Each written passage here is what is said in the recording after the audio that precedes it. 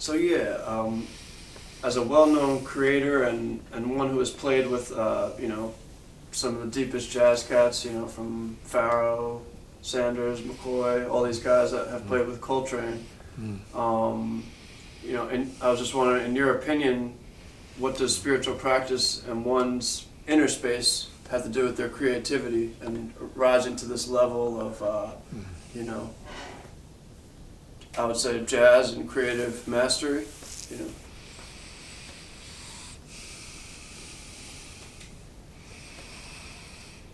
Well, jazz is music. It's cultural music. It's a process, it's a language, it's a way of life. But it's not necessarily spiritual in a manner of speaking. It's musical, mechanical, rhythmical, social. Well, it's great. Communicational language. It's tribal. No problem.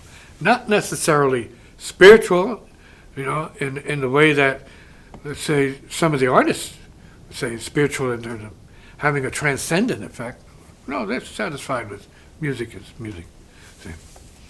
We're talking about the inner life, and that means literally means a life apart from the material or external life, the worldly life. It's like related, but sometimes really separate from it. So one's inner life might not permit you to play certain things. Some people who do certain spiritual practice say, no, I used to do that, but now that I'm practicing this, I can't practice. I can't play that now. It doesn't mean the same to me anymore.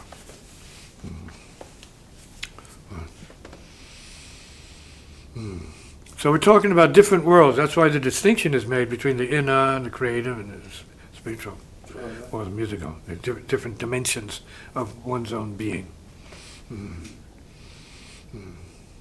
When Rashid would ask me, man, how'd you do that? CG, how'd you do that, man? Come on, man. How'd you do that? I said, I didn't do it. He said, yeah, but I just heard it. I said, that's because I didn't do it. True or false? You have to figure that out. It depends on where a person's coming from, whether or not you're doing it or something else can do it. Coming from then what we're going to call the creative power of the inner life, which is not necessarily manipulated by or determined by the self-life.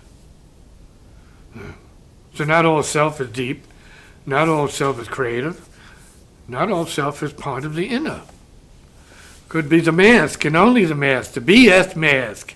Right? Look at me, I'm good, I look good, I'm a face, I am this, I'm that, an appearance. That's not the inner life.